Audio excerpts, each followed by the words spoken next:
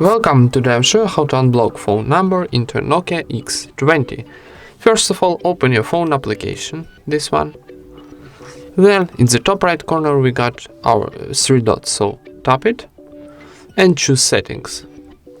Then go into blocked numbers option. And here, how you can see, I've got two blocked numbers. So for unblocking this last one number, click here on the right side and unblock this number, and confirm operation, tap unblock one more time. And that's it. So maybe let's try again. This number, click here on the right side, unblock this number, confirm operation, tap unblock one more time, and that's it. Thank you for watching, leave thumbs ups and subscribe to our channel.